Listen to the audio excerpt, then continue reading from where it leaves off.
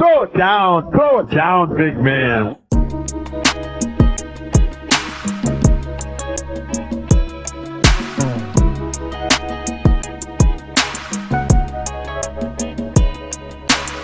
Welcome everybody back to the Throw It Down Big Fella podcast. I am here in the brand new studio, although you can just probably see LeBron James jersey. Penny Hardaway is over here on the other side, but we're gonna work on that, getting the camera so you can see just how wonderful the studio is. But I am here with my friend, my brother from another mother, Mr. Darren Randolph. How you doing, sir? I'm doing well. Appreciate you having me. Thank you. And I hope you're doing well. Hope everybody's having a good, happy holidays. I hope your holidays have been going well as well. It's been going good. It's been going good. Good. Yeah. But like I said, we are here to recap the year. It was a crazy 2024 year. Just from South Carolina's undefeated women's team to Kansas City Chiefs going back to back. Maybe they'll go back to back for 2025. Be the first team to ever three-peat as a Super Bowl champions. Basketball, Boston Celtics came back on top. They're the NBA champions for now. We'll see how that plays out into next year. And the LA Dodgers are back. They got the hottest baseball player since Barry Bonds, I would think, or probably Alex Rodriguez. Yeah. And they reclaimed their throne against the New York Yankees. But before we get into what this year was and how amazing this year was, let's go to NFL. Current games are going on. It's the Miami-Cleveland game, and it's the Minnesota-Green Bay. A lot of implications for that Minnesota-Green Bay NFC North. Minnesota, basically, they win this game. They beat Detroit, and they beat Detroit next week. They're the number one seed. Who would have thought the Minnesota Vikings with Sam Darnold would be in this position right now? Like, are you we're thoroughly shocked how amazing Sam Darnold is. You would agree with that? I mean, it's pretty crazy to see where this team is heading towards, because especially with JJ being out, that was supposed to be the shining prince to come in and save the franchise after Cousins leave. And so with JJ being hurt, and then you come and bring Sam up, and it's just like, oh man, what Sam are we going to get? Are we going to get, Jets Sam? Are we getting, he played for the Panthers as well, right? Mm-hmm. Or are we going to get the Carolina Sam? So it's just San Francisco, which, I mean, that Sam Darnold wasn't really terrible. He just didn't really have too many opportunities at that time because of what happened in New York and Carolina. Yeah. And so for him to actually get that chance with a decent organization, a better organization than the Jets, that put him in a losing situation at all times, the fact that he was able to play for a Vikings organization that has a good amount of weapons, they got a decent line. I mean, he got in there, got that job done. Were we expecting them to go out? They started like 5-0. 5-0, 6-0. Yeah, just unbelievable. Beating San Francisco 1 week, So, we didn't see that coming. Yeah, at that point, that's the part that we didn't see coming. Now, where they are now, it's just like, we ain't too surprised because of what happened already. But that 5-0 start, we was just like, what's going on here? So the defense has been really, really good. This Sam Darnold, we just didn't see this version of Sam Darnold. And now the Vikings, after this season, they have a dilemma. Do they pay Sam Darnold, or do they let him go? And he's going to get paid somewhere. He's going to go if he leaves. Or do they keep J.J. McCarthy, the guy that they drafted? They also got Daniel Jones a couple weeks ago. So what do the Vikings do? You think they keep Sam Darnold, or they... I think they're going to let him walk. Because you don't want to put yourself in the same situation to where the Giants had it. Whenever Daniel Jones beat Minnesota in the playoff series. And now you're just like, oh, man. Do we keep Daniel Jones now since he won a playoff game? You don't want to put yourself in that situation. So just go ahead and just wipe your hands clean. I mean, you got a first round draft capital right there. I mean, why not use him? And then you got Daniel Jones in the back. So you don't think Daniel Jones is finished? You think there could be one more? See, he can get another opportunity to start. Do you think that? I think he's reached that journey, man. He's reached the journey, yeah. I think he's reached Chase Daniels, I don't think he's starting material. He's not like Baker Mayfield where you could just jump team for team and actually start from them. No, he's going to have to. He's now Marcus Mariota. That's a good point. He can't be Baker Mayfield. I mean, we just don't know. We don't know if he has the arm ability. We don't know if he has the quarterback.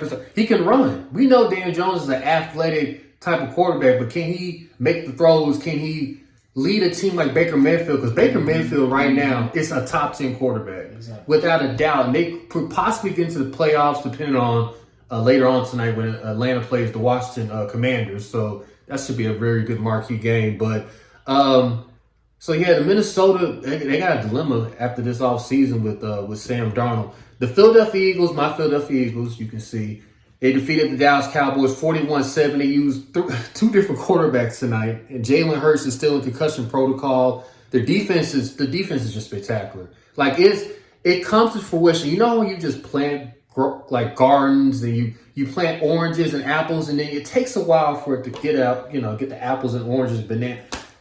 The Jordan Davis and Josh Sweat and Nolan Smith, our defense is just really good. Yeah. I think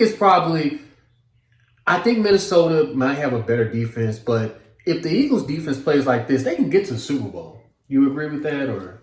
They definitely should be able to get to the Super Bowl. It just depends on the health of course, Jalen Hurts. Mm-hmm. That's number one.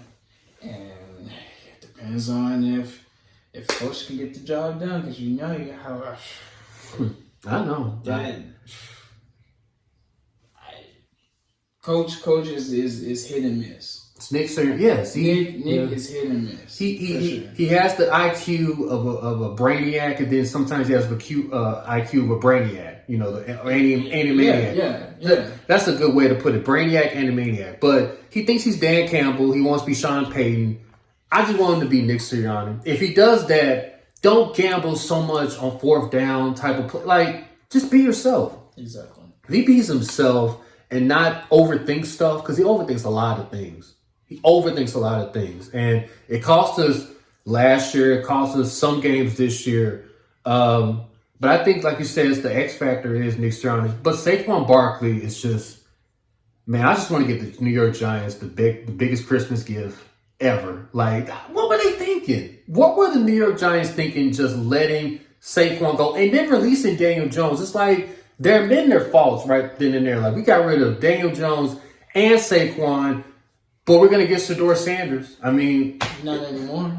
Oh, what? Oh, the Tennessee Titans. Do the Tennessee Titans own the number one pick now? Or I think they do now. They probably do. I mean, Drew Lock made sure that didn't happen. Oh yeah, because of their win today against the Colts, which was they did in a shootout. That's the crazy. It's like 45-33. Like, what kind of a game? Drew Lock messed that up for them. Them getting Shedeur Sanders, so that's not happening anymore. So they probably get like the second or third pick. Probably. Okay, I forgot that they just ended the Colts season. I just want to get to the Colts. Like, they played you guys in Mile High. Jonathan Taylor, for the love of God, like, hang on to the ball, man. Like, I don't know what Jonathan Taylor was thinking. Like, what is the sensation of just dropping the ball before you get to the end zone? Like, we're running, and then we're just gonna drop it. Like Deshaun Jackson, like, what are we doing? It's the ego. It's the pride. I mean, they need to let that go, man. He made up for it for the following week. He made sure he got 10 yards. He got 5-10 yards deep into the end zone. Then dropped that. He like Forrest Gump style. He ran all the way to the turn. And then he was like, "Okay, now you know. Now I can drop it." But I mean, like that ended their season, and then I feel like that game when they went to Denver, that just ended their season. The Colts, they have so many questions. Like, is Anthony Richardson really the guy? Do they know? I mean, he was always a project, and I feel like this project has reached its time limit, and it's time to possibly move on. I mean, you can still have him as, probably like one more year of a bridge quarterback, but at some point, his contract's going to be like, coming up soon, and you're going to have to do something about that. What do you do, though? I mean, do you keep him? Like, do you... You don't keep him because you can't pay him.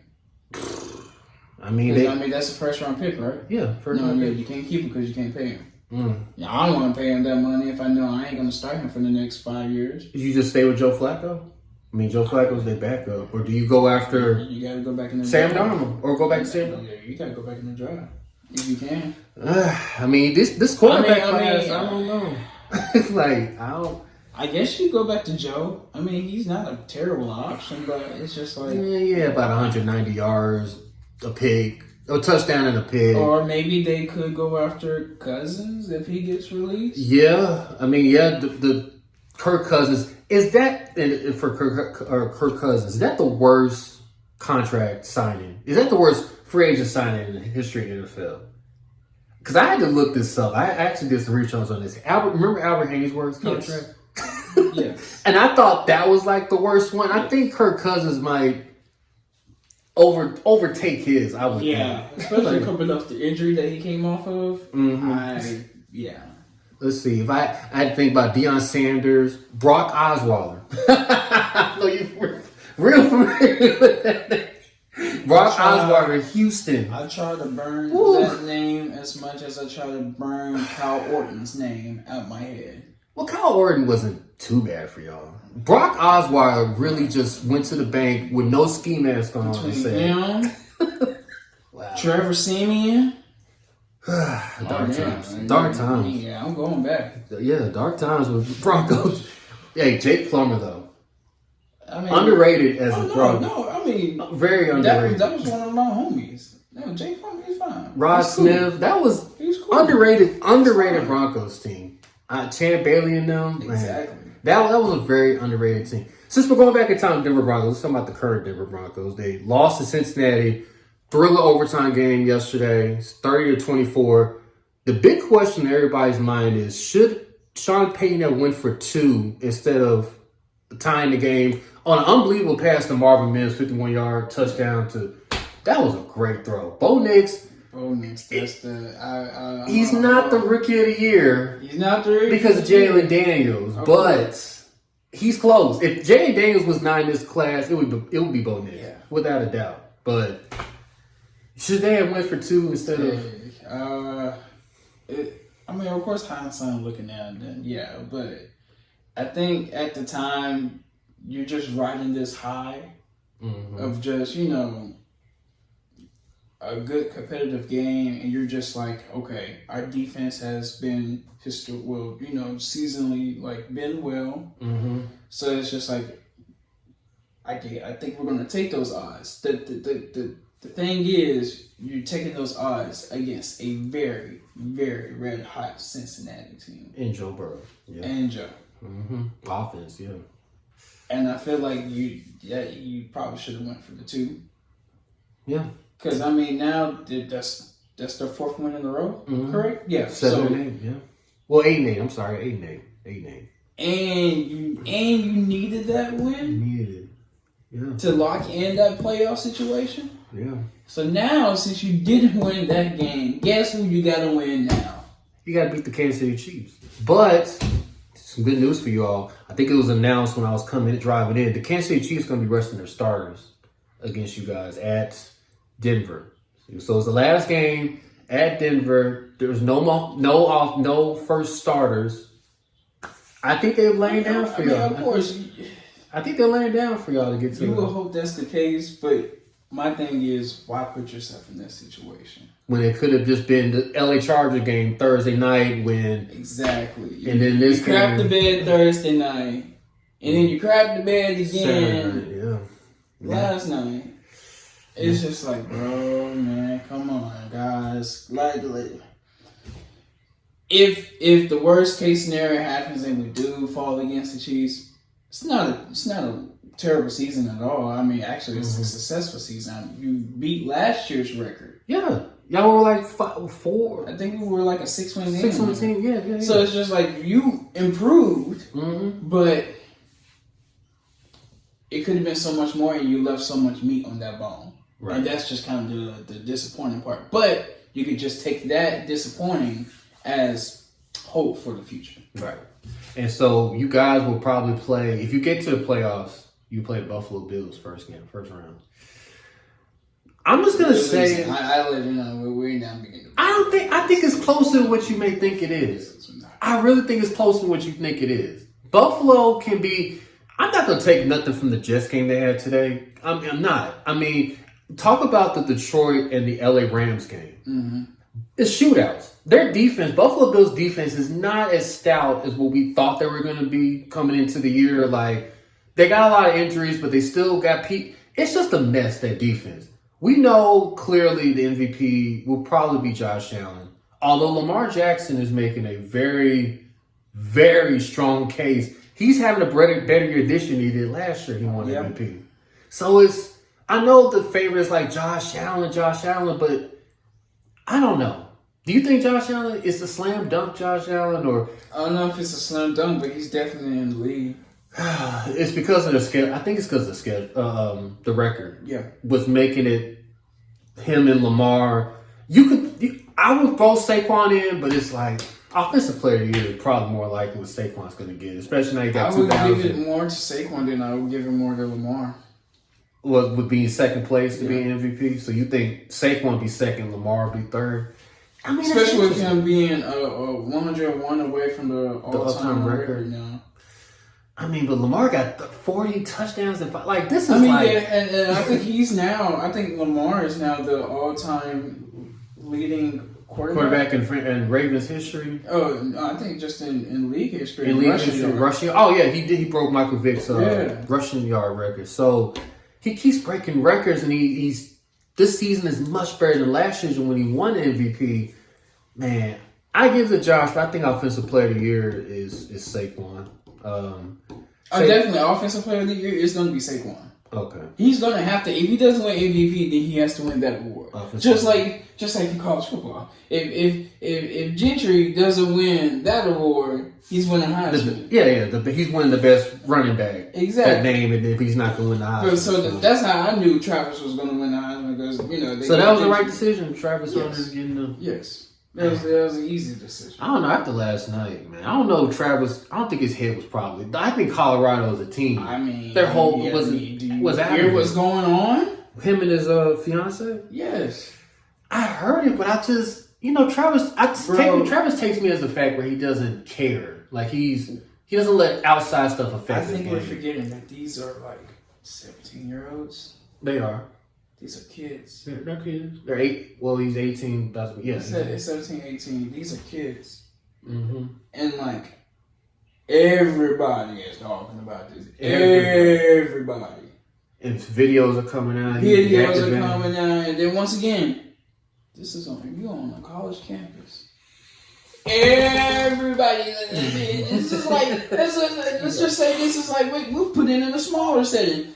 Let's just imagine this is going on in high school. Mm-hmm. You got this type of fame and fortune going on. Right. And you trying to make it you're not trying. You're going to make it into the league. But now you got to deal with all of this and you got to keep a tunnel vision. That's a lot on the kid. That's all I'm saying. It is a lot. You're right. I mean, all I say is prayers up to the family because the prayers up to his family because nobody should be going through this. We should be talking about his Heisman.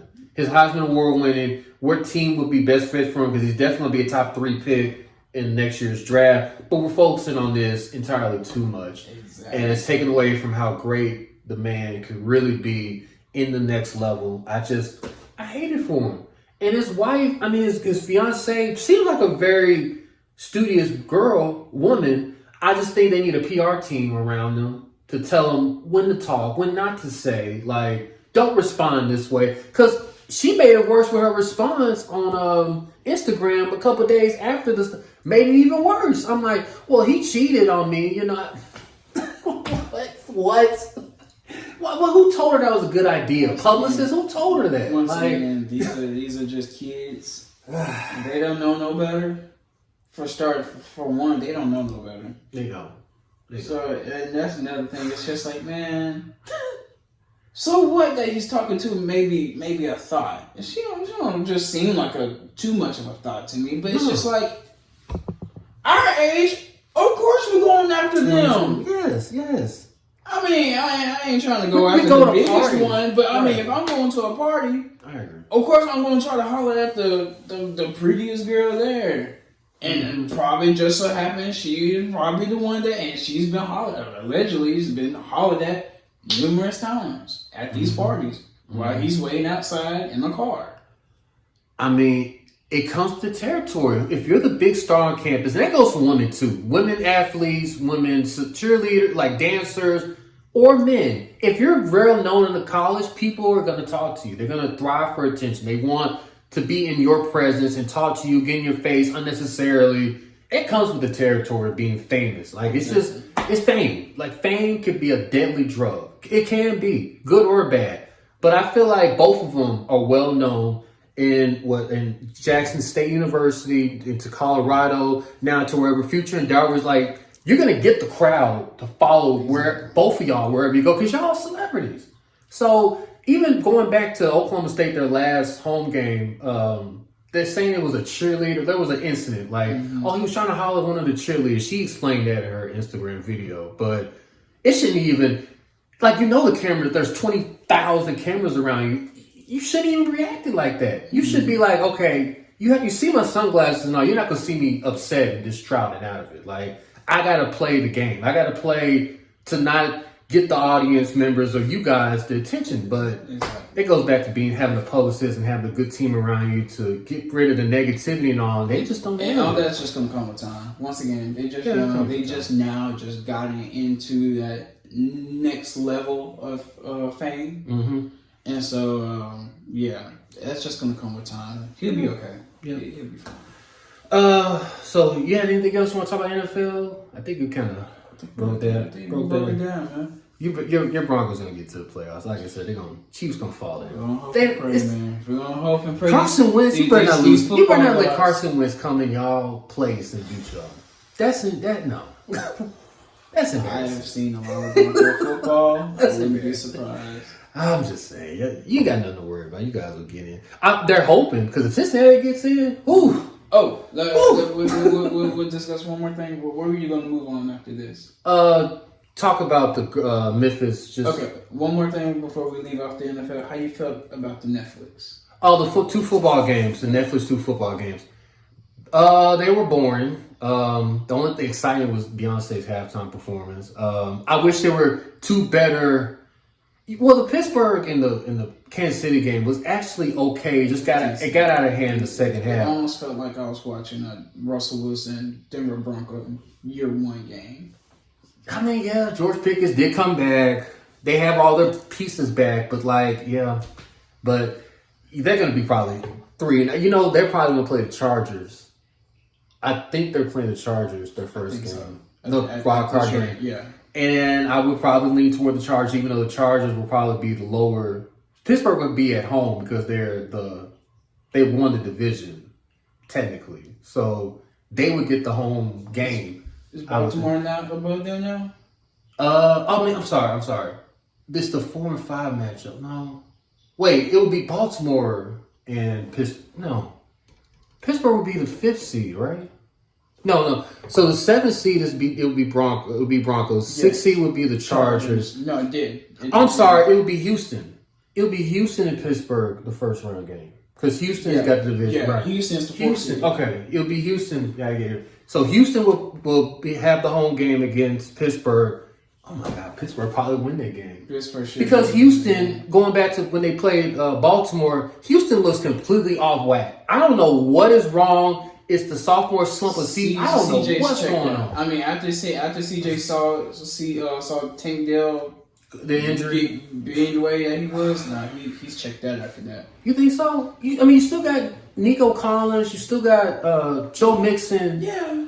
You still got a solid. Their offensive line is a problem that needs to be adjusted during the offseason. I get it, but they've lost their mojo. CJ that magic that he had, he doesn't have it no more. 2 points, 2 points in a very. You needed this type of game and only 2 points. Yeah.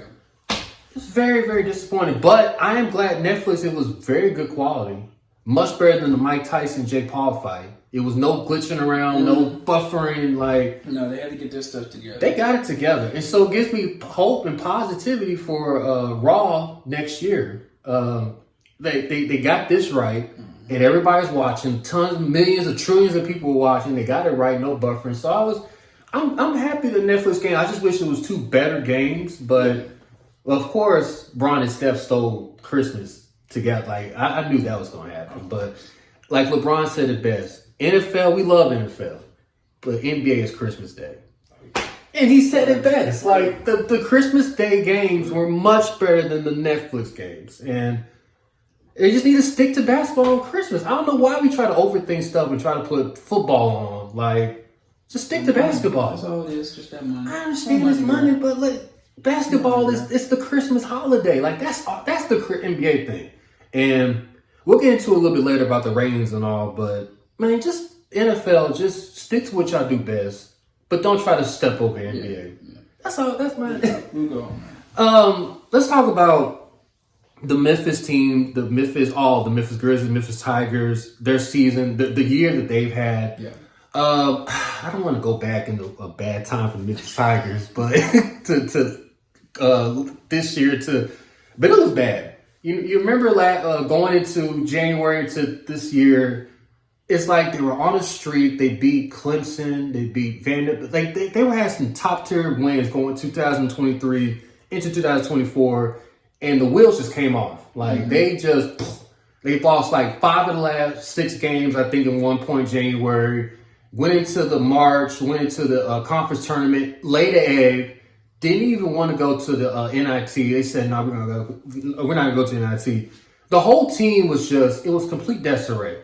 There was another allegation made to Penny Hardaway about, it was Dandridge, the allegation about him. I think it was Dandridge. It was Dandridge. So it was a lot of cloud and doubt for the Memphis Tigers men's basketball team going into this year.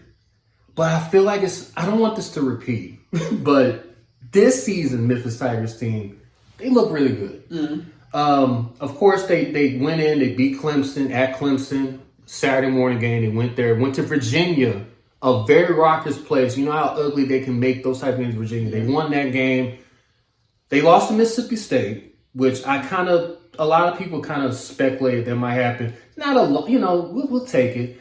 But they beat Michigan State. They beat the defending champion UConn. So they got some marquee wins. Yes, they do. Of course, lost to Auburn, who's going to be a top. They might go to the Final Four this year. That's just a good loss. That was just another good loss. Yeah. Yesterday, they beat Ole Miss. Can't forget the other bad L. Oh, the bad L. Arkansas State, who hasn't beat nobody, I think, since 1980, I want to say. Like a top 10 team, top 10 team. Like, so, that being said, we got the good and the bad with the Memphis Tigers. Going to 2025, we're not going to have this. You hope we're not going to have the same thing we had this past year going into 2025. You would hope not, because the conference is even worse than what it was last year. Mm-hmm. Yeah, the fact that you lost those conference games at the beginning of January, I mean, you wasn't supposed to lose those, but I mean, those are, kind of competitive teams at the time. Now, if you look at those KenPom ratings, man, this whole entire conference is just hot garbage. UAB? You don't think UAB can be? UAB, I mean, they haven't really even been holding up their own end of the bargain. They haven't been testing. Actually, they say UAB was the favorite coming into Arkansas State beat UAB. Oh. So that's what I'm saying. It's just like this conference in general hasn't really just been all that. It's lackluster, yeah. If you do lose these games, it'll be even worse than what it was last year. Yeah, because you get to conference play and you can't beat these type of UABs or the Tulanes or FAU. You can't beat these type teams. You're setting yourself up to fail in 2025. Exactly. Because it's not like you can make that up. Like as if you had an SEC conference schedule, or if you had like a Big Ten conference schedule, or a Big East conference schedule. Mm-hmm. Like no, if you lose these games, you are pretty much you're in SOL. Yeah, they can't have what happened this year into next year. It cannot. So I'm thinking like they're gonna run away with the conference this year. I think they'll. So if they do that, let's just say they don't lose 5 out of 6. They get to the conference. Say they lose in the first round, I don't think they're in jeopardy of missing a tournament per se. I mean, you have to have like a conference. If they win the conference and not worry about the conference tournament, I don't think you have to necessarily worry. I think the American this year is the one big league. So even if so just don't lose in the first round. You're saying in the tournament, they'll be all right. They're gonna have to win their tournament. The conference, they have to win the conference and the conference tournament. I don't think about it. I don't know. It's gonna be. I mean, They're just gonna give it to whoever wins the conference tournament bid instead of Pretty much. who wins the conference. pretty much Mm. they can't. When I'm telling you, it would be better for Memphis to go ahead and lose a non-tournament game before the conference tournament than to lose a conference tournament game. Okay. Because if they lose a game in that conference tournament and somebody else steals that bid, Don't chance it. I don't think. Yeah. Just take care of the conference tournament. At least take care of the conference tournament. Okay. If you drop some games during the season, okay, you don't want to do that because that's going to hurt your rankings, of course. But I mean, at least you still got the conference tournament to lock yourself in. At least do that. At least lock yourself in. Because that's all they needed to do last year or this year. Just win the conference tournament. It was like their focus was just horrible. But Penny Hardaway says this team with Rodgers and they have PJ Haggerty, Danger. That boy's good. He's taking Moose's CC spot. I'm shocked. Like, Musa went off too. No, he did. After that Mississippi State game, them State push. I know. They were calling that boy soft and everything. Hey. And that boy, Musa came back and was like, nah, F that. I ain't losing to another Mississippi school like this. Nah. So, but him, Danger, Haggerty, that Kobe Rogers boy, His shot is pure. If he was on our team last year, I think that slide would have not happened. That slide would have not happened. You would have found he would have went on Steph Curry's shooting spree on one of those 4 losing streak. So I'm not losing this again. And then I think you have what's his name, Tyrese Hunter. I mean, he got shooters. They got a decent squad. This might be the best shooting team that Penny Hardaway's ever had. One of his best shooting teams. They can't. It's just unacceptable. Now I remember we had a podcast about is Penny Hardaway on the hot seat. Say they don't get it done this year. Is that hot seat getting even a little bit more warm? That hot seat's still warm. It's still warm. No, it's still warm. It's not lukewarm, even if they have a good year, but then they slip in the tournament, NCAA tournament. It depends where they slip in the tournament. If they at least make it to the Sweet 16, I think people will be okay. I mean, do you think this NCAA, do you think it's loaded with good teams? There's a lot of questionable. There's 2 good teams like Auburn and maybe Duke. No, Duke is good. I mean, but there's several teams. I mean, SEC. I'm gonna SEC. They probably gonna have about 16 teams in the tournament. I mean, I know that's probably unrealistic, but the whole SEC is gonna have at least damn near half the league. Almost probably half the league is gonna make that tournament, bro. That's crazy. Who would have thought SEC would now be a But it also depends on how. It also depends on how they eat each other up during the conference tournament. That's true. So that's true. That may cut down some of those teams, but right now the SEC is looking stacked. Oh my god! Whereas, as I heard somebody else call it, the NBA South. The NBA South, because you're gonna have a lot of NBA prospects on there. Cooper Flag, the big boy from Auburn, like Mississippi State, Matthews. Oh, Matthews gonna be he's gonna be solid. Matthews from Mississippi State, he's gonna be solid. So we expect good things for the Memphis Tigers. Just not what happened this year. We expect good things. They just can't allow what happened last year or earlier this year. Yeah. The Memphis Tigers football team ended on a very high note. They won their bowl game against West Virginia. Very entertaining bowl game, 42-37. The whole team is gone. So I don't know, not the whole team, but their main pieces are gone. Seth Hennigan, Taylor, the running back, he's gone. He's leaving. Some of the receivers are gone. Just expectations for the Tigers. It rebuild. Do we really not expect them? I don't want to call it a rebuild. You think they could probably get back to? Most of these teams are quote unquote rebuilding the way this transfer portal time. So everybody's dealing with the same stuff regarding their rebuild. But I think the team should be fine. They had injuries throughout the season to where it was always like this next man up mentality. So they got boys sitting on the bench, sitting on the sidelines that's ready to step up if need be. And then they also bringing in this, what is he, a 4-star transfer? Mm-hmm. Yeah, so I think it's gonna be fine. It really depends on how this new quarterback comes in and play. Yeah.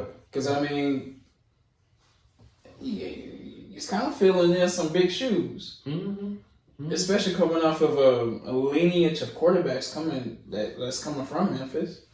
Yeah, linear. I mean, are we being sarcastic when you talk about linear? With Patrick with Lynch and You got Paxton, which wasn't terrible. It wasn't and then terrible. You got Brady. He wasn't terrible. And then you got Seth, and then you had I'm missing one more. Paston. You said Brady. Well, Seth Henry probably be. It'll be Seth. It's one more. It's one more. I know I'm missing one more, but we'll come back. Yeah. But you're right. I mean, they're not bad, but it's like the losses that they had this year, the Texas San Antonio game, the Navy game. They oh my God, they could have been a playoff team. Especially when you see what the playoffs was in the first round. Should have been a playoff team. God, they should have been a playoff team. They could have been a playoff team. God, that hurt. The Tulane, and they destroyed Tulane that could have been in the conference championship game. I'm not gonna lie, they probably could have been a 4 seed. Where Arizona State's sitting at right now? Yeah. Memphis could have been sitting there. If they would have been undefeated, they had to go undefeated. No, they would have had to win undefeated to get that 4 seed. But over Boise State, I think. Yeah. I mean, because Boise State, and we'll see how they do against Penn State. I think they're about to something's about to be exposed. What Boise State is. If we contain that beast, we contain him. Let's see what they can do. So we'll see if they do against Penn State. It's a huge test coming up for that bowl game. But Memphis Tiger football team. I think I'm optimistic what they can do for next year because they lost a whole bunch. But I'm sure Ryan Silverfield has something up his sleeve, rolling up his sleeve, getting to work to see what could be done for them in the future. Some sad news though. 901 FC is leaving the great state of Memphis. I actually went to a couple of their games. It was very lively. It was very entertaining. But did Memphis give up so quick? So one of my spoiler. That's one of my losses. We have winners and losers. For of this year. That Memphis 901 FC is one of my losers. It's very sad the way that had ended. I see why the way it ended. It could have been prevented, maybe, because I feel like people had bigger heads and they wanted a certain thing, and certain people got mad that they couldn't get certain things. And so what happened was, we got this funding from the state. You remember, some of it was supposed to go to FedEx Forum. Some of it was supposed to go to Liberty Bowl. And there was this thing that there was just going to be like, all right, so are we going to upgrade upgrade AutoZone Park? AutoZone Park, yeah. And then as well as do something for like 901. 901, yeah. And one of the ideas was to tear down the Coliseum, build a soccer stadium there. Right. But people are just like, don't tear down the Coliseum. I'm one of those people. Don't tear down the Coliseum. Let's just find somewhere else to go. And they played this one match. There was this U.S. Open Cup match over at I forgot what the soccer field is called, but it's over in East, close to Is it where U of M plays it, or is it is it high school soccer? It's not really a high school soccer. It's more like literally like a off-site, like kind of like a soccer facility campus type of ordeal. Kind of like how Snowden Grove has like that baseball field. That's kind of what it was. But like they had like one main field. The soccer fields everywhere, but they have one main field that has like slightly of a grandstand. But that's where they can play soccer at. Right. They didn't want to build something over there because the field levels are not even, and there's just going to have to be so much work to be done. But I'm just like, if y'all talking about tearing down a whole building and then have to build another thing up. What's the difference from putting in the money for that than to that? Right. And it's already it's already there for y'all to just take over. That lot is there. Y'all can go ahead and do something over there. Right. And so the city ended up not putting any money really into AutoZone or to 901 FC. They just strictly put it into Simmons Bank, which is currently under construction now, and then the upgrades to the FedEx Forum, which, my God. If you've ever been to the FedEx Forum lately, that new sound system is banging. Oh yeah, it's banging. I've been a couple bands. It's banging. Yeah. Good God, the thing's thumping. So it's just sad because now now the one that see is moving towards the West Coast. The league itself is saying that if Memphis finds a way to have a soccer specific stadium, they'll gladly to come back. So it's not all dead. No, it's not all doom and gloom, but we know how this city operates, and we know how people like to be stingy with their money, as we see with MATA and MSCS and all this other stuff. I mean, it's just so much. I guess they're saying it's so much for us to budget. Something's got to go.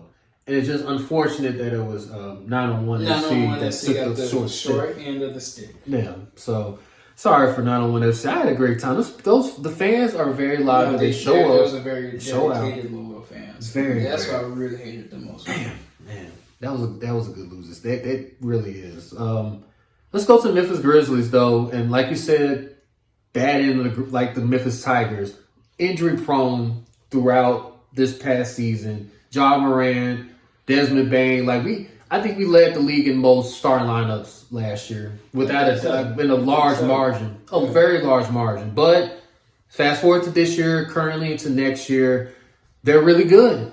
They got the second best record in the Western Conference. They have a huge game tonight against Oklahoma City Thunder as we're recording. However, the Ja Morant injury keeps coming and coming. It's just he's getting injury prone, and it's sad because Ja can be that guy, but he gets hurt at the wrong time. It was a bad screen, and he hurt his shoulder. We don't know the extent of it. Hopefully, it's not as serious as what people are saying it is. But what's the limit for this Grizzlies team? I mean, Barron, of course, everybody's 100% healthy.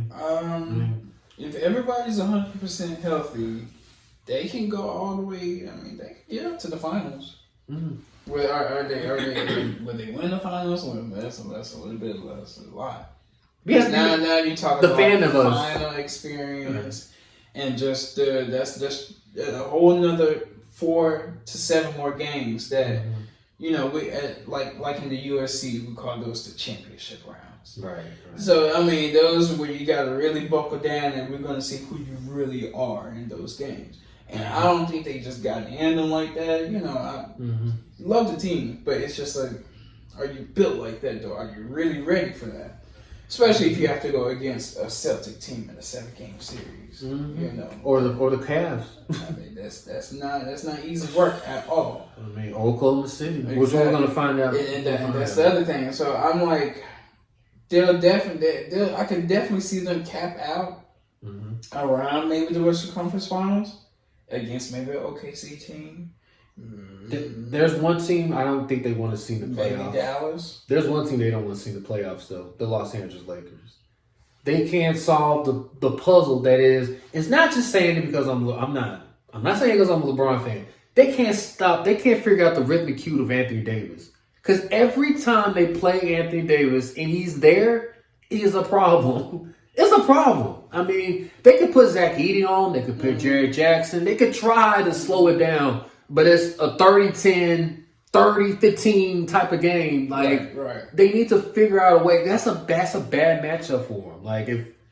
And we're just saying about the health of the Grizzlies. It's a bad matchup. I mean, it also depends on the health of the Lakers as well. It does. If AD and LeBron are not there, then yes, the Grizzlies have a good chance to win it. But the fan in me wants to see an epic 7-game series in the first round, Grizzlies Lakers. The fan in me wants to see that. That would be must see. That's going to be the best marquee first round matchup or second round wherever they play. It's rivals. I They mean, don't like between each other. that and between Memphis and Lakers and Memphis and Golden State. Oh gosh. One of those two. One of those two. One of I mean, those two just make good TV. in oh my general. goodness! Like, And then, Lord forbid, the next round is Memphis and Minnesota. yeah, Anthony Davis and John Morant. Yeah, must see TV. I mean, the Western Conference is just so good. But I have a theory though, because they have two teams coming in NBA expansion. I think Seattle's gonna get a team For sure. and Las Vegas is gonna get a team. For sure. So somebody in the West has got to move out. What if it's the Memphis Grizzlies move to the Eastern Conference? Wouldn't you still have like an It'd be uneven number of no, it teams? would be if you have two and then you have to have one, because it's two West teams. Seattle, those are going to the West without a doubt. Seattle and Las Vegas, like it's a Western Conference. It's weird though, because there's a total of 30 teams, correct? Yeah, with 31, it's 30. No, it's 32, right? NFL's 32. NFL's 30. No, it's 30. I think it is 30. Yeah, I think it's 30. There's So- 5 teams in each. There's 3 divisions with 5 teams in each of them. But then you have 32, and so you're gonna have to have somebody from the West move to the East. If all of them go to the my West, thing is what I like simple, even. yeah. So now you go from a 5-5-5 to a 5-5-6-6. Something's gonna be 5-5. uneven. It's just like some divisions are gonna have 6 teams, and some divisions are gonna have 5. Ain't that kind of that? No, the NFL's not like that because No, there's 4 teams. There's 4 teams in each division. Four. Yeah, you're right. But somebody's got to go to the East though. 2 West teams. If they had 2 Western Conference teams, somebody from the West got to move. I mean, If they add 2 Western Conference teams, they're gonna have to add 2 Eastern Conference teams. so they're gonna have to add somebody else. So 2 teams got to go from the West to go to the East. Then probably. I mean, yeah. I mean, to make that simple. I mean, yeah. I guess it is to make it simple. I thought it was just you move 2 to the West, then move 1 to the East, and it's No, kind of. I mean, I think to make it real simple, I think Grizzlies should take that opportunity to East I mean, Conference. of course, it doesn't make sense why they're in the Western Conference. I mean, and they're- Atlanta and Memphis are like vice versa. Like if you're geographically like right there, yeah. how is Atlanta? Like we need to go to the East too. I mean, they may just pluck off Memphis and New Orleans and move them to the East. oh, you know what? Memphis and New Orleans, that is what they're going to do. Memphis and New Orleans are going to the Eastern Conference. New Orleans is going with the package deal because there ain't nothing in New Orleans besides the Saints. The Pelicans suck. I mean, let's just call that with a spade a spade. The Pelicans suck, and they're in a fire sale going on. They're going to give it the whole team probably during trading deadline next year. But Memphis and New Orleans, yeah. But they wouldn't be so reluctant to say it's not a sexy deal to add New Orleans to the Eastern Conference. They'll be just like Charlotte and Toronto and a bottom feeder. Like Memphis will be a top 2 team between them, Cleveland, and Boston. And I guess Philadelphia, they get healthy even more. But I think Memphis should take the opportunity to go to the Eastern Conference. But Oh, for sure. that's going to happen probably in the next 2 or 3 years because Seattle does deserve an NBA team back. Seattle Supersonics, all the years, all the decades that they had. I'm not so sure about Las Vegas, but it's the money. But it's the money. You know, they have the Aces, they have the Raiders, so I guess distractions galore. So that'd be interesting to see what the Memphis Grizzlies do health wise. They need to if they just stay healthy. So you were saying the Warriors could be. Yeah, only because, I mean, this is the first year without Clay. It's just... Still the flow. We're still in the 9th or 10th spot right now. It ain't falling off yet. Now, the 51-point loss that the Grizzlies handed y'all with. That too. It was just off night. It happens to the best of us. It's not. Yeah, bro, man. They put like what was it, 140? 145. The 91. Man. It just happens to the best of us. I can't. It's one night. It is one night. Man. Easily just throw the game film away and just move on. Like still not bad. Buddy ain't doing nothing. All hope is coming. You know why? Because I think Jimmy Butler's coming to the Warriors. They ain't got the money, yo. They're gonna. So you don't think a package with Jonathan Kuminga? They'd be a fool to get rid of Jonathan. I think that's probably what it's gonna be. Jonathan Kuminga, Andrew Wiggins, and some draft picks.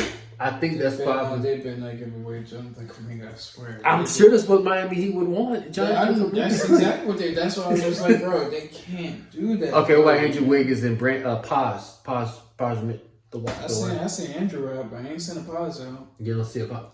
I seen Andrew out. Something they're gonna either pause or they're gonna. I don't want Jimmy. If it's that, you don't want Jimmy Butler. I don't want Jimmy Butler. Oh, you might be the only Warrior fan I know that. I don't think it's a good idea. I don't think it's a good idea. I mean, so you say the Warriors, okay? I mean, you bring in Buddy for that reason. That's why you brought in Buddy. What you think about him and Draymond's reaction about? There was a thing about him saying. That's just Draymond being Draymond. I mean, he's Draymond being Draymond, but all Draymond is saying that he just wants Buddy to just understand the opportunity that's presented to him. Right. That you're finally able to play some meaningful basketball, and it's time to actually double down and get down to business. Because lately, like I said, Buddy hasn't really been doing anything. That's true. That's true. We'll see. Do you have another loser? But shout out. Let me say the winner. Shout out to South Carolina Gamecock women's team, undefeated. Oh yeah. Definitely a winner. Like I said, women's college basketball. You got Paige, you got Juju doing their thing. That's going to be another one of those two, both of them. Who had a good game? What was it, this past weekend? Saturday night. So women's college basketball is on the rise. So shout out to South Carolina. I want to give them credit. But definitely my loser one is Philadelphia 76ers. You need to get it together. Joel Embiid, I'm so disappointed in Joel Embiid just by him saying that. You're MVP caliber type guy. Why are you insisting that you don't want to play back to back? I was about to say, I knew things were going to go bad whenever he was like, I'm playing back to back. I said, oh man, here we go. It's just flat out stupid. That's definitely my loser on the basketball side. Football side, quickly, my winner. I would definitely say Kansas City back to back. This Patrick Mahomes, they're doing their thing. I get it, but the Washington Commanders, I gotta give credit when credit's due. The Washington Commanders are back. I mean, Jalen Daniels is the Rookie of the Year. They are electric to watch. They're must-see TV to watch. The Hail Mary, or Fail Mary if you're Chicago for this matter, was one of the highlights of the NFL season.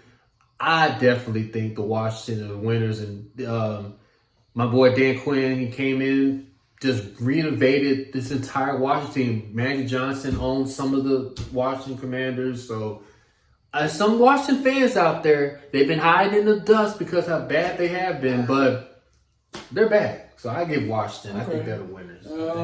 My winner would be Detroit. Mm-hmm. Coming off of a miraculous season of last year, everybody was just like, all right, let's just see if y'all can double down on it and make sure this is not a fluke. Mm-hmm. It's not a fluke. It's not a fluke. These Detroit, they're actually here and they're here to stay. Yeah. So, and that'll probably be my big winner out of the NFL, out of the NFL side.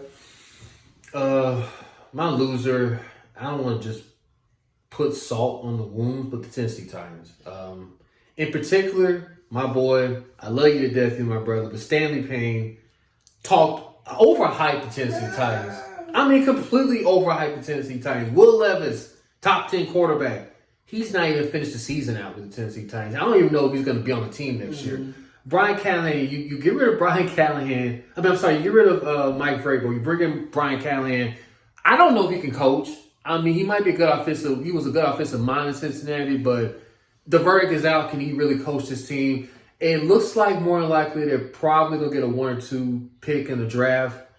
It's so many variables they can go. Offensive line, they can get Travis Hunter, they can get Shador. I don't know where Cam Ward. Yeah. I don't know what options they have. I don't think either one of those players can make them even elevate to next year. They are in a complete lost dumpster fire, and I don't know what's the future for this team? It's hard. It's bleak. It's very bleak. especially when you put yourself. But I mean, I keep throwing this name out there because he's going to be available. Kirk Cousins. That's gonna solve their problems. I mean, it's more than that. It's definitely more than that. But the biggest problem is who's behind center because they ain't got nobody behind center. When I say they ain't got nobody, They really don't. They really don't have anyone behind them. So I would say they're definitely loser NFL wise. It's definitely. I mean, without question. Do you think you have a loser? I guess my loser would be the 2023 NFL draft class. And we did, and by the way, we did a live stream of that draft. So Anthony Richardson, who's take me out, coach. I don't want to play no more. And then you got Bryce. That's just. Bryce is actually doing pretty. I mean, he's doing okay. He's doing okay, but man, it's rough. It is rough. It's rough, though. And then of course the sophomore slump with CJ. It's rough. That draft class, oof. Not looking good. It's looking real. Oh yeah, so that's gonna be my loser. That whole entire just oof. That's a good one. So let's get to college football winners. I think it has to be the Oregon Ducks. I mean, they moved from the Pac-12 to the Big Ten and went undefeated. Like, first year. We were like, oh, Oregon's going to the big class in the Big Ten. They're going to fall flat on their face. They did not. They only undefeated team, number 1 seed. I think they could probably go to the finals against Georgia, and that probably would be a marquee game.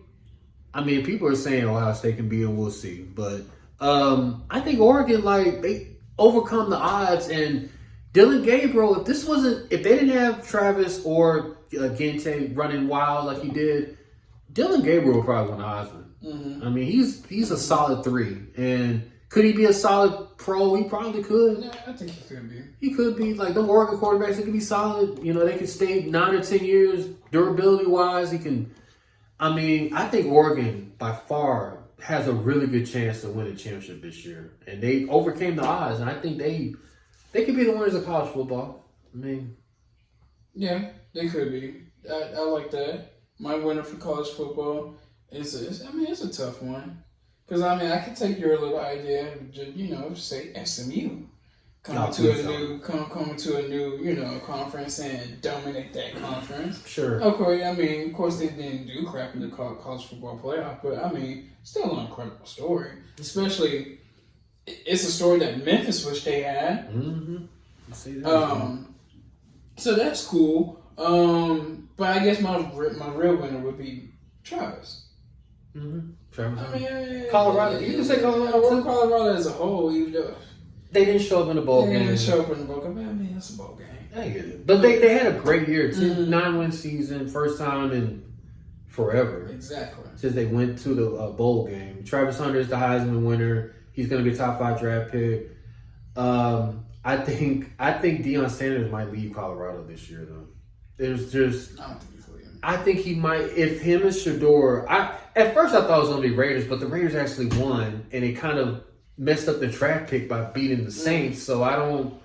That dream of Shedeur and Coach Prime going may not happen now, but... I don't know. I think he's staying in Colorado, especially didn't they get the boy from what was he, Georgia? Yeah, they got the top quarterback. They got a top offensive lineman, number two quarterback, the top offensive lineman, defense. They got a really good class coming in Colorado. Why he leave that? Because he's never coached anywhere without Shedeur. So this will be a different level of Coach Prime that we've never seen. You can't just because he's never coached anything but his son. Okay. It could be something too. It could be just he's gonna have to go through it at some point. But exactly, that's my thing. It's just like you can't be with your son forever. You can, but if there's an opening like the Giants or Shedeur just want. There's rumors of him wanting to go to the Giants, which I thought it was he wanted to go to the Raiders, but he's like, I want to go to the Giants with Malik Nate. We'll see. No, I definitely see. I think the Giants would be foolish to not go get Cam Ward. I think Cam Ward is better for the Giants, what they need right now. But they want to go Shedeur route, fine. But I'm going with Cam Ward. 1,000%. So. I think. I mean, at this point, I think the Giants would just be cool with whoever's available. That's true. Because they're not getting the number one draft pick. They're probably they're going to same have thing. to suffice with whoever's left. Mm-hmm. So, yeah, that's a good solid thing.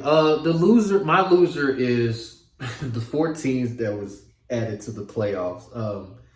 They should just kept it at 8. Just kept it at 8, or just keep it at 4. I was about to say it was No, like 4. not 4, but like just do it at 8 instead of 12. more. They should not add at 8 because basically they added like a first round that was unwatchable this year. Like none of the games were watchable in first round games. They did it to themselves. It's the stupid gimmick rule that they did where if you win your conference championship and you're the highest of the 4 conference champions, you get a first round bye.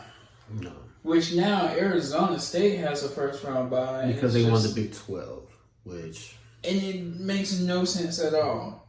And quite frankly, if you would have just did the standard, typical, the way the NFL, the NBA, that's their playoff system. They just take the top 4, just go down the rankings. Mm-hmm. You got the college football playoff range, just go down the rankings. Top 4 teams in the rankings. Mm-hmm. You get your buys. I don't care if you're conference champions or not. You get your buys. Mm-hmm. Now, if you want to use that rule, if you win your conference champion, you get a spot in the playoffs, Right. but you don't get a first round bye. That's fair. That right there would have solved a whole lot of that little matchup problem that you had in the first round, to the point where you could have had a first round where it's Indiana versus Boise State, Right. Notre Dame Versus Penn State. Penn State Wow, or that was Tennessee. Mm-hmm. Like, That wasn't perfect. Okay, let's go to wrestling. And the biggest shocker, I think, by a long shot, the biggest shocker was Roman Reigns losing his undisputed championship. Nobody, we saw it as a thing that could happen, but the fact that it actually happened, and the fact that that match was it was climactic. It was very Hollywood-like. It was still a great match. Cody Rhodes is the man. He's the guy now. But Roman Reigns now, like his character has completely, he's changed now. His whole character in WWE. I definitely think Cody Rhodes is a winner, but right there is Roman Reigns. Like that reign, I don't think nobody's gonna even touch that reign of him being the chief. I don't think nobody's gonna ever have that long reign of a championship. Do you think think Cody Rhodes can beat it at some point? Or? nah, I don't think he can. That run right there, because we gotta understand the significance of that run. Mm-hmm. Roman led that company through a time where the world was shut down. And he was champion prior to that. Mm-hmm. And then I think he took like some time off for a little bit because, he has that condition, that leukemia. So, COVID being a brand new thing, it was just like, hey, I need to step away real quick. It was just understandable. Mm-hmm. And so then he comes back. And then that's when he starts his reign. And then that's when he starts to become that tribal chief. Mm-hmm. And bro, I think it's like 1,300 days, 1,200 days, something like that as champion. Yeah, ain't nobody touching that. Ain't nobody. Now, I don't think that the biggest surprise was the fact that Cody beat Roman in night 2. Mm-hmm. I think the biggest surprise was what happened in night 1, where Roman and The Rock beat Seth and Kobe to make night 2 bloodline rules. Mm-hmm. And so, I mean, I personally, I saw it kind of coming that Cody was going to beat Roman, especially losing to Roman the previous WrestleMania. Yeah. So, I mean, and then on top of that, they changed the storyline from Roman Rock back to Roman and Cody. So I'm just like, if y'all doing all of this, Cody has to be winning this belt. Okay. So you saw it before it got even to the Cody versus Roman. Yeah, whenever they made that U-turn and went back to, because you remember Cody kind of gave up his opportunity to The Rock. Right. But whenever they pivoted back, I was just like, okay, they're gonna go ahead and let Cody finish his story. Yeah. I thought, like you said, Rock and it would have been good. I felt like it was gonna be Roman was gonna be Cody, and then at some point later on SummerSlam, then Rock would have probably won. But they said, let's go ahead and do it right now. Let's go ahead And I mean, from, now they're setting up to Rock versus Roman. In my opinion, they are with the Rock. Roman now siding with Cody against the new bloodline with Solo and the rest of his squad. And I mean, Rock has already made an appearance once with the little type of ordeal. So like, he's already upset with Roman. He can't stand Cody, but he's already upset with Roman and Jimmy. Well, probably Jay. That's not so much of Jimmy, but he's more upset with Jay. And so it's going to be very interesting to see how all that works out, especially now we're coming onto the path of the road to WrestleMania and whatnot. So, yeah. And January 6th. That right there, 2025, I kid you not, is going to be the biggest year in wrestling history. not just with the Netflix, but just the pay-per-view event. I mean, just tie it all together. The New Day title storyline, that's interesting. Just tie everything all together. Whatever because especially what they've been doing this past month, leading up to Netflix on Raw on Netflix. Yeah. Bro, man, let's get ready. Get ready. Once again, wrestling. I mean, wrestling is back, but it's about to. I mean, they about to. The Jade card. Ooh, who do you think did it? Bianca. Everybody. When I say everybody saying that. Real, everybody. Wrestling about to get real. I thought it was Naomi. I'm thinking it's Naomi, but the Bianca has more layers to it with Bianca. Like, so you think Jade comes back and she gets healed and turns on Bianca and. No, Jay comes back as a babyface because that's what she left as a babyface. But when it's revealed, when Bianca reveals, when Jade reveals, "Hey, you the one that got me," everybody's gonna be like, "Oh my gosh!" Not so they're Bianca. gonna have to lose their are they still gonna have the titles? You think? I mean, this past SmackDown, they defended the titles. They, as in Bianca and Naomi. So Bianca and Naomi are champions. Not Bianca and Jade. See, my thinking is Naomi did it to get Jade out the way so she could become a women's champion. But yours could go. Your storyline could go with it too. I mean, Bianca actually attacked because. It was so climatic too. She was on the chair, on the car. Man, what? The window smashes her face. Look at a black eye. I'm like, they messed her up. The heel came off. I was like, oh my god. The New Day storyline too, boy. That was good. Man, they got them. They got them worse hated than my boy Dominique. Yeah, they got them even worse hated than Dominique at this point. The mama walked out last week. I can't wait. I can't wait today. They got something good going on with that. Raw. And it was only bad. It was supposed to happen so long ago. I'm not sure why they just now pulling the plug. Maybe they're just waiting for that. Once again, that Netflix stuff. Because once you make it to Netflix, big time, there is no rules anymore. Oh, it's back to WWF style. Yes. Okay, yeah, it's back to WWF. So that's what I'm just saying. That's what I'm just saying. Y'all just pay attention to pay attention to how they're pushing everything and how everything is kind of changing a little bit. Yep. Boy. You're calling. And then they're making SmackDown a 3-hour show now on USA Friday night. Yeah, they're gonna make SmackDown a 3-hour show. Raw's moving to Netflix. And is it 3 hours too on Netflix? I think they're gonna keep it at 3 hours on Netflix. Okay. I can't wait. I cannot wait. Did you have any losers for WWE wrestling or people that you were like disappointed in? I mean, I guess I'm tired of this. Necessarily, I'm tired of CM Punk and Drew McIntyre story. I think at some point that's got to die. I think they're not done with that. I think they're trying to.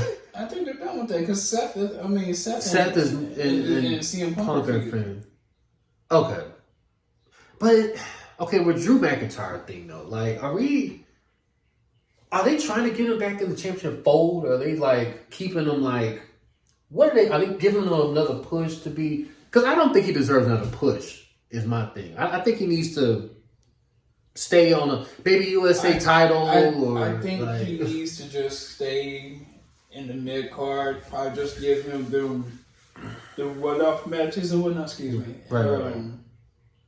Yeah, I can see that though. Yeah, it's gonna be a while till I think he needs to.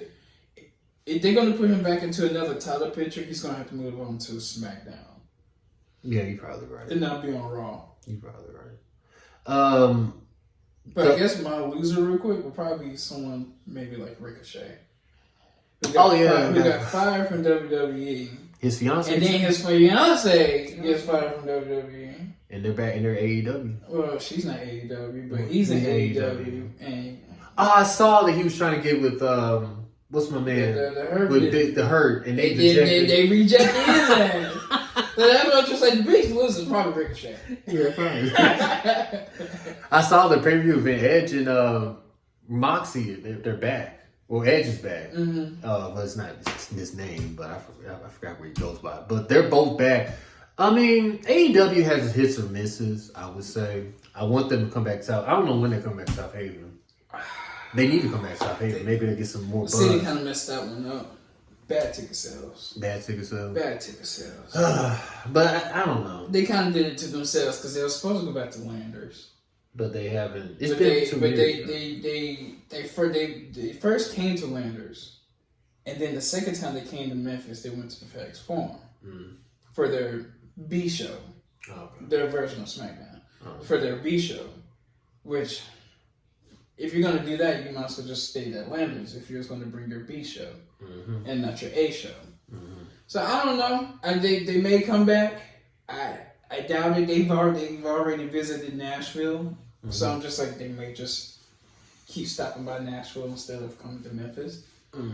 But I mean, we'll see how that goes. Time will tell. Liv Morgan. No, it's not Liv Morgan's a loser. It's what's the woman that's her sidekick now? Raquel. Raquel Rodriguez. What are they doing with her? Like, she's just a bodyguard. But can she like be better? Like become? Or she's just gonna always just be in the side? Like, yeah, she has to be on the side. Cause I'm sick of that storyline altogether. Yeah. Like, I don't know. I'm kind of liking this Liv versus Finn type of work they're going on with Judgment Day. Oh, the Judgment Day about to implode.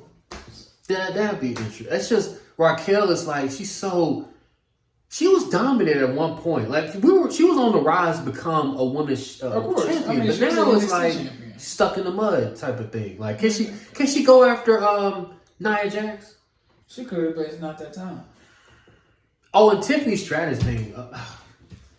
This is long-term storytelling that's going on here. Every break that you have, money in the bank till July, till July next year, right? Yes. Every break that you're having is. Hold on. It's Tiffany time. Don't you think it's Tiffany? Don't think it's just It's gonna be Tiffany at some point. Yeah, it'll probably be Tiffany time for WrestleMania. Yeah, she'll cash in on Nia Jax. Hell yeah, she will. But I want to be Liv Morgan. But at least she becomes a champion instead of just hanging on to the like she's marketable enough. Whenever she does cash it in, it's not going to be a failed cash in. She's going to become champion, guaranteed. Yeah. You excited about Royal Rumble? Yeah. With early prediction, what do you think? Right now, I mean, it's January, the Royal Rumble. Who do you think, men and women, who you think is your favorite to win the Royal Rumble? Men, I'm going to go with John Cena. Something told me you were going to say that. The farewell tour for John Cena. Yeah, once again, next year is the biggest year of wrestling, man. It's John Cena's farewell tour. So I'm just like, bro, you let John win the Royal Rumble. So now you got that automatic WrestleMania match at some point. I don't want no fluky championship from the man, though. At least a USA title or something. I don't know about... If he wins the Royal Rumble, he's going to have to face either Gunther or Cody. He can't be no Gunther. Even... No. But what I think might happen is, I think Gunther may not have the title. Well, I don't know. He may have the title by then, but I don't know if he will. And then on top of that, I'm not sure if Cody's going to have the title by WrestleMania. on top of that, shout out to WWE for bringing back this Winged Eagle belt. Oh yeah, it's a nice title. Nice title. I like it. I like it. And then I'm hearing And bring back Jesse the Body Ventura. Oh, I like that. yeah, I love that.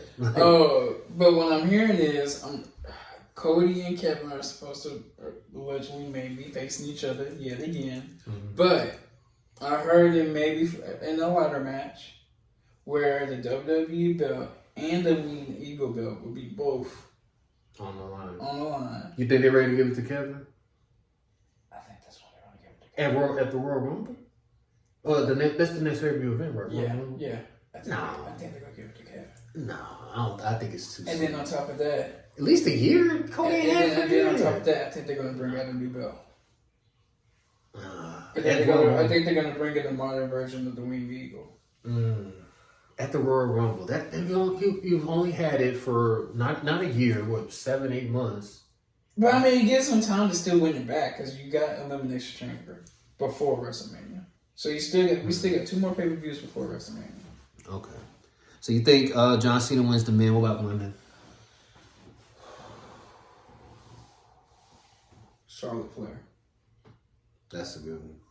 She's been in the mix. She's been MIA for a hot while. I think that's where you're gonna see most of the surprises, like Becky Lynch coming back. I think that's gonna happen at WrestleMania. Charlotte Flair coming back should happen at WrestleMania. Jada, think too soon. I think Jade Cargill. Too soon. She may make a return. She may make a return in there as well. Which I don't know. I don't know.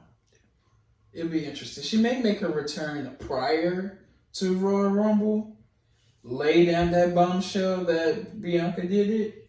After Bianca probably declares that she's gonna go into the Royal Rumble, Jay comes out to be like, "Hey, you beat me up. So if you're entering the Royal Rumble, I'm gonna enter the Royal Rumble too." And so you'll have that little feud. It'd be like a mini feud inside of the Royal Rumble. That'd be fun. Which they can build outside the Royal Rumble, then expand to probably Elimination Chamber or WrestleMania, where you have Bianca versus Jade. That's interesting. That's an interesting thing. For the men, I'm gonna go Roman Reigns. I think Roman wins it, and I think he challenges Cody. And I think it's somehow, somewhere. I think he's gonna lose it. I don't know. We'll get into that, but I think Roman wins it. For the women, I'm gonna go Raquel Rodriguez. At some point, I keep waiting for her to elevate, and we were just mentioning her. At some point, I'm waiting for her to elevate because she's really powerful and dominant. Correct. I think at some point this might be it, and I think it's the evolution of Judgment Day folding. I think this has something to do with it as well, them folding, and then. Maybe she challenges Liv Morgan. Maybe she wings up in the air. Maybe I challenge not Liv, Nia Jax. So that possibility that could demise Judgment Day to me. So I can see Raquel Rodriguez winning. Interesting. Also SmackDown the Friday after Royal Rumble. SmackDown's in Memphis. I will be there. That'll be interesting to see how that plays out. I think that will probably do it for this lovely episode. It was jam-packed. Expectations quickly though, 2025. I think we kind of went over a little bit of wrestling. Yeah, pretty much. Those expectations, the Netflix deal, John Cena's retirement tour. We'll just see how the rest of it goes. There's supposed to be some wrestlers, probably former AEW wrestlers that probably going to be appearing for WWE soon. One of them probably be Penta, which is a luchador, very great luchador. Yeah. Hopefully his brother comes along with him as well. So we'll see how all that goes. But yeah, 2025 should be a big year of wrestling. It should be. All right, you guys, that will conclude for this jam-packed, wonderful 2024 year in review. I'd like to thank my special guest, Darren Randolph, for coming by. You can check him out. Behind the scenes on WRG being a producer for now. Future-wise, could be something in the future, in the cards. Check him out doing the Grizzlies Inside Take. We'll gladly have you come back on and talk about Memphis Grizzlies in the year 2025, Memphis Tigers, basketball team as well. Expectations are high for them. Just put it like that, plain and simple. But thank you guys for enjoying. Please subscribe to this podcast on YouTube at Throw It Down Big Fella Pod. I am Greg Rufus. I will see you next time. Until then, peace out. Throw it down, big man.